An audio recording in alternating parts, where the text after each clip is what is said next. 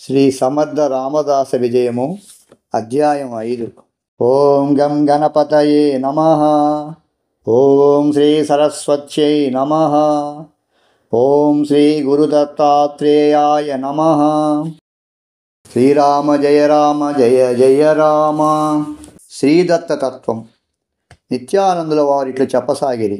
విద్యాసాగర, దత్తతత్వాన్ని సూర్యాజీ ఇలా వివరించాడు. జగత్తులో ఆదిగురువు, ఓంకార స్వరూపుడు, అత్రి అనసూయ నందనుడు శ్రీ దత్తాత్రేయ స్వామియే. ఆయన తన తత్వాన్ని అర్హులైన శిష్యులకు తెలిపేటందుకు, దుఃఖాన్ని దూరం చేసేందుకు, ముముక్షు మార్గంలోకి మరలించేటందుకు, మోక్ష మార్గం ప్రబోధించేటందుకు సర్వకాల సర్వావస్థల యందును సంసిద్ధంగా ఉంటారు. శ్రీ దత్తస్వామి త్రిగుణాత్మకుడు, త్రిగుణాతీతుడు, త్రిమూర్తి స్వరూపుడు. కావున త్రిగుణములను సమన్వయపరచుకొని అధిగమించిన అత్రి మహర్షికి ప్రసన్నుడైనాడు.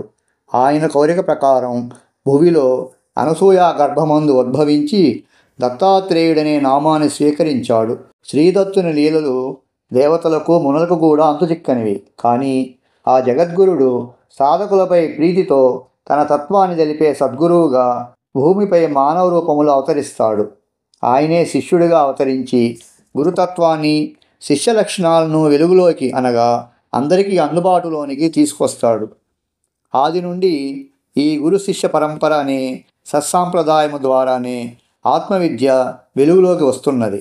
శ్రీదత్తుడు యోగీశ్వరేశ్వర చక్రవర్తి అని స్తుతి చేయబడినవాడు. ఈయనే మహాభయ నివారకుడు, మహాజ్ఞాన ప్రదాత, సకల సంపత్ ప్రదాత, యోగ ప్రదాత. ఈ ప్రపంచంలో ఎవ్వరికి ఏది కావాలన్నా ఇవ్వగల సమర్థుడు ఈయన. అయినప్పటికీ వారి వారి అర్హతలను బట్టి ఇస్తుంటాడు. కర్మలు కొన్ని అడ్డుపడుట ద్వారా కొందరికి కోరికలు నెరవేరవు. దీనిని భక్తులు తెలుసుకోలేరు. శ్రీస్వామి సర్వదీ సాక్షిభూతం అన్నట్లు అందరి మనసుల్లోనూ సాక్షిగా ఉంటాడు. కావున దత్తుడు అటువంటి వారికి కూడా వారి కర్మలను వీలైనంత త్వరగా తొలగించేందుకు అనేక రీతుల శోధిస్తాడు. సాధకుడు సానుకూలంగా స్పందిస్తే అవి త్వరగా తొలగిపోయి శుభాలు చేకూరుతాయి. లేకుంటే కొన్ని జన్మల వరకు కర్మానుభవం తప్పదు. సద్గురుని అండలో బాధలు అనుభవించుట ద్వారా కర్మలు శీఘ్రంగా క్షీణించుతాయి. ఈ కీలకం తెలిసి ఆచరించేవారు, సేవించేవారు తక్కువ. తెలియగలిగిన వారు ఆహా, ఇంతకాలానికైనా తెలిసిందని బ్రహ్మానందపడతారు. అప్పటి వరకు తాము చీకటి కోపములో ఉన్నామనే నిజాన్ని తెలుసుకుంటారు. శ్రీ దత్తస్వామి భోగిగాను, భోగాలను అనుభవించే యోగిగాను, జ్ఞానిగాను, జ్ఞాన ప్రదాత అయిన గురుమూర్తిగాను మహాత్ముల అనుభవాలు తెలుపుచున్నవి. కార్తవీర్యార్జునికి 80,000 సంవత్సరముల రాజ్యపాలనము, 1000 బాహువుల బలము, ఆకాశయానము, నీటిలో యానము, అనిమాద్యష్ట సిద్ధులు ఇచ్చినాడు. అహంకారం కలిగినప్పుడు అతని కోరికను అనుసరించి తనే సంహరించాడు. యదుమహారాజునికి అవధూతగా దర్శనమిచ్చి తాను ప్రకృతిలోని 24 మంది గురువుల ద్వారా జ్ఞానాన్ని పొందినట్లు వివరించాడు. అదే అవధూత గీత. ప్రహ్లాదునకు అజగర వృత్తిని తెలిపాడు. అలర్కునకు యోగమును బోధించి ఆత్మజ్ఞానాన్ని ప్రసాదించాడు. తద్వారా అహంకార మమకారములను దూరం చేశాడు. జీవిత పరమార్థము పొందేలాగా అనుగ్రహించినాడు. ఇవి యుగాంతరములలోని శ్రీ దత్తలీలలు. కలియుగంలో దత్తుడే స్వయంగా మానవావతారం ఎత్తి సాధకులను, శిష్యులను ఉద్ధరిస్తూనే ఉన్నాడు. స్మర్తృగామి అని పేరు పొంది స్మరణ మాత్రంతోనే పాప తాప నిర్మూలనం చేస్తున్నాడు. శ్రీదత్తోపాసకులు, దత్త కృపాపాత్రులలో ఇటీవలి కాలంలో శ్రీ జనార్దన స్వామి అగ్రగణ్యులు. ఈయన మహారాష్ట్ర దేశమునందు చాలిస్గామ్ అను గ్రామంలో దేశస్థ బ్రాహ్మణ వంశంలో క్రీస్తు శకం 1504 శాలివాకన శకం 1426 జన్మించారు. బాల్యమునందే సకల శాస్త్రములను, రాజనీతి సూత్రములను, ఆయుధ ప్రయోగములను, అశ్వారోహణము మొదలగు విద్యలను అభ్యసించెను. 2 కన్యలను పెండ్లాడెను.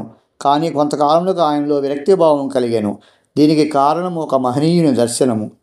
ఆ మహనీయుడే గానుగాపురమున అనేక లీలలు, మహత్తులు చూపిన శ్రీ నరసింహ సరస్వతి మహారాజ్. సాక్షాత్ శ్రీ దత్తాత్రేయుని 2వ అవతారముగా కొనియాడబడినవాడు. ప్రథమావతారము ఆంధ్రదేశమునందలి పిఠాపురమున శ్రీపాద శ్రీవల్లభుడిగా అవతరించినాడు. ఆయనే దేశ సంచారం చేసి చివరకు కృష్ణానది మధ్యనున్న కురవపురం చేరి అక్కడ నివసించారు. శ్రీపాద శ్రీ వల్లభ స్వామి వారు కొరోపురంలో నివాసం ఉంటూ ప్రతిదినం నదికి ఉత్తర తీరం చేరి బ్రహ్మముహూర్తములోనే తమ అనుష్ఠానం చేసుకొని సూర్యోదయ సమయంలో సూర్య నమస్కారములు చేసి అచ్చట గల సహజ గణపతిని దర్శించి ధ్యానించేవారు. భిక్షవేళ వరకు అచ్చట గల వటవృక్షం కింద ఆసీనులై తమకు చేరవచ్చిన భక్తులకు దీనులకు దర్శనమును ఉపదేశములను అనుగ్రహమును కలిగించేవారు. తరువాత అచ్చట అంతర్ధానమై శ్రీ నరసింహ సరస్వతిగా అవతరించారు. ఎక్కడ సూర్య నమస్కారం చేశారో ఆ ప్రదేశం ఈనాటి శ్రీపాద శ్రీ వల్లభాపురముగా ప్రసిద్ధి చెందినది. ఈ విధంగా శ్రీపాద స్వామి వారు తమ లీలలను అచ్చట 14 సంవత్సరాలు అనుగ్రహించి అదృశ్యమైనారు. వీరు అవతార పరిసమాప్తి గావించినప్పటికీ నిత్య సత్యులై భక్తులకు సాధకులకు మార్గదర్శనం చేయిస్తూనే ఉన్నారు. శ్రీ సద్గురు జనార్దన పంత్. శ్రీ జనార్దన పంతునకు మనస్తాపం కలిగి అంకలకోవ అను ప్రదేశంలో విచారగ్రస్తులై ఉండగా శ్రీ నరసింహ సరస్వతి మహారాజు వారే దర్శనమిచ్చినారు. తానే దత్తాత్రేయుడని తెలిపినారు. జనార్దన స్వామి యొక్క మానసిక అశాంతి ఆ దివ్య దర్శనంతోనే అంతరించింది. ఆ మహాత్ముని వీడక అనుసరించగా నరసింహవారి క్షేత్రమున కృష్ణానదీ తీరమున ఔదంబర వృక్షము నీడన కూర్చుండ నియమించి దత్తమంత్రోపదేశమిచ్చెను. అస్తమస్తక సంయోగము చేత జనార్దనుడు దివ్యజ్ఞానిగా మారిపోయెను. దత్తదేవుని సంస్పర్శతో ఆయన దేహమందు విద్యుత్ ప్రవహించినట్లాయెను. సమాధి స్థితిని పొందెను. ఆత్మ సందర్శనా భాగ్యంతో విశ్వవ్యాపకమై ఉన్న తత్వమంతయు దత్తుడేనని అవగతమయ్యెను. బ్రహ్మానందంలో బోలలాడెను. తనలోని ఆ స్థితిని నిగ్రహించుకొనలేక బాహ్య ప్రజ్ఞను కోల్పోయి అట్లే కొంత తడువు పడి ఉండెను.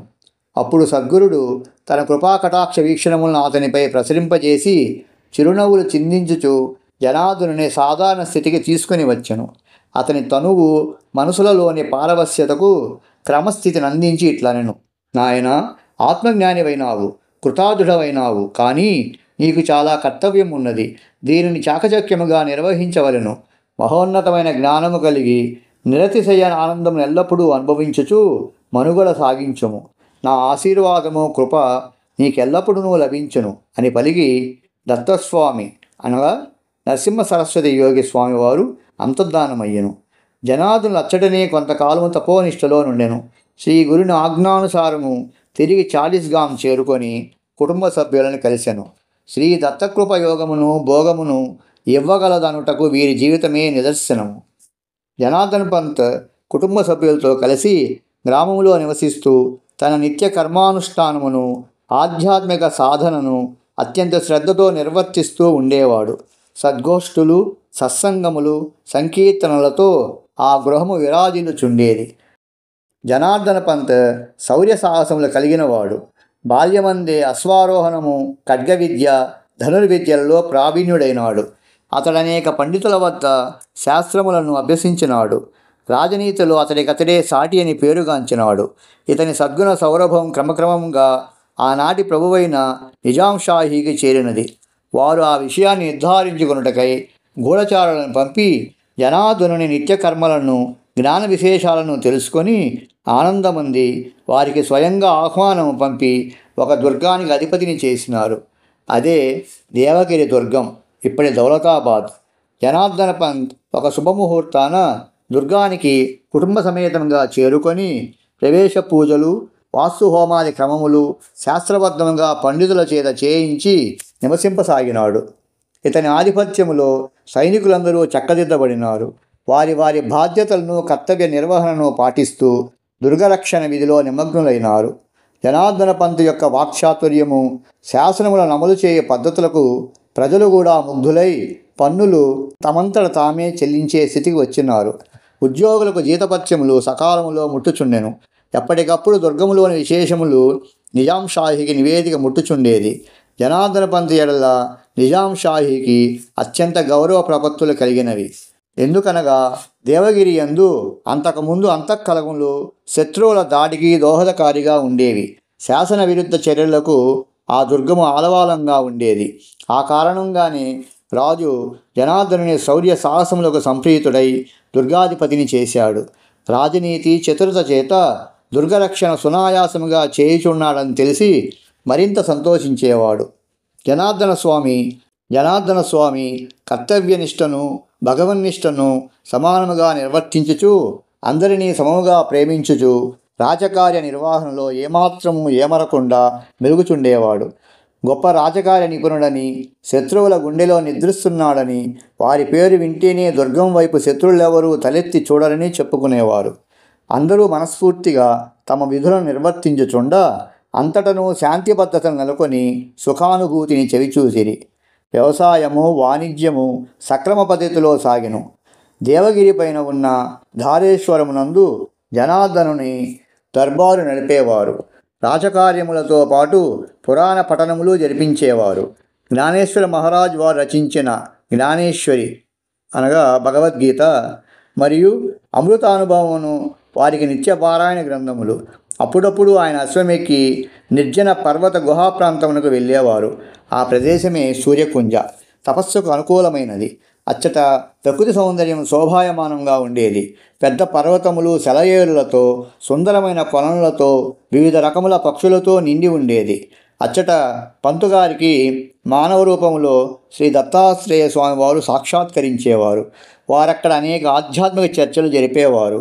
జనార్దనులు ఆనందమగ్నుడైన సమయంలో శ్రీ దత్తస్వామి అంతర్ధానమయ్యేవారు. తదుపరి జనార్దనులు కొండ దిగి వచ్చేవారు. ఆయన అశ్వారూఢుడై సాయుధుడై యుద్ధ సన్నద్ధుడైనచో యుద్ధమనరింపవచ్చిన శత్రుసేనులు దూరమందుండియే భయపడి పలాయనం చిత్తగించేవారు. గురువారముల యందు ఆయన సూర్యకొండము ప్రాంతమున ధ్యాన నిమగ్నుడయ్యేవాడు. ఆయనకు ధ్యానభంగము కాకూడదని ముస్లిం ప్రభువైన నిజాం షాహీ దుర్గమంతటికి గురువారము సెలవుదినముగా ప్రకటించెను. అనగా ఆ మహనీయుని పట్ల వారికి ఎంత గౌరవం ఉన్నదో మనం ఊహించవచ్చును. శ్రీ జనార్దన స్వామి బ్రహ్మవేత్త అయి ఉండియు కర్మయోగమును అనుష్ఠించుచు ప్రవృత్తి నివృత్తులకు పరమోత్కృష్టమైన సమన్వయమును శ్రీ దత్తాత్రేయుల వారి అనుగ్రహముతో సాధించగలిగినాడు. జ్ఞాన ధ్యాన కర్మ యోగ నిష్టలన్నీ ఆయనలో రూపుదాల్చినవి. వీరి ఆచరణయే మనకందరికీ పరమాదర్శము. నిజముగా ఇటువంటి వారు జీవన్ముక్తులే. కర్మణ్యకర్మ యపశ్యేత్ అకర్మణి చ కర్మయః సబుద్ధిమాన్ మనుష్యేషు సయుక్త కృష్ణ కర్మకృత్. ఏ బుద్ధిమంతుడైన మనుజుడు కర్మయందు అకర్మను, అకర్మయందు కర్మను దర్శించునో అతడు కర్మలు చేసినను చేయని వాడే అగును అని గీతాచార్యుని బోధ. ఆయన సౌశీల్యము, శాస్త్ర విచారము, ఆత్మజ్ఞానము చూచి ప్రేమాతిశయమున ముగ్గురు అమ్మలను ఆయన సేవించినారని చెప్పుదురు. సేవించుడు అనగా ఆయన యందు మూర్తీభవించరని భావము. త్రిమూర్తి స్వరూపుడైన దత్తాత్రేయ యోగి ఆయన యందు వసించి జ్ఞానభాస్కరుడై యజ్ఞాన తమస్సును నశింపజేయ సమకట్టగా లక్ష్మీ వాణి పార్వతీమాతలు ఆయనలో వసించినట్లు అతిశయోక్తి ఏమున్నదని అని తెలిపి శ్రీ నిత్యానందులు నామస్మరణలతో జయ జయధ్వానములు చేశారు. జయ జయ రఘువీర సమర్థ శ్రీరామ జయ రామ జయ జయ రామ. ఇది విద్యాసాగర శ్రీ నిత్యానంద యోగి సంవాద రూపమున శ్రీ దత్తాత్రేయ సంప్రదాయ శిష్య పరంపరలోని శ్రీ శ్రీ శ్రీ స్వామి విఠలానంద సరస్వతి మహారాజ్ విరచిత శ్రీ సమర్థ రామదాస విజయములోని 5వ అధ్యాయము సంపూర్ణం. ఓం శాంతి శాంతి శాంతి.